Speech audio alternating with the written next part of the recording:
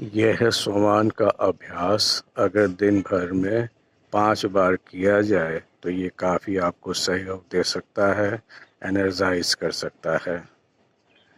आप सभी सोमान की साधना करने वाले साधकों से आपका अगर कोई भी अभ्यास करते हुए सकारात्मक अनुभव हो रहा हो तो कमेंट बॉक्स में हमें कमेंट करके अवगत कराएं ताकि दूसरों को भी सहयोग हो सके।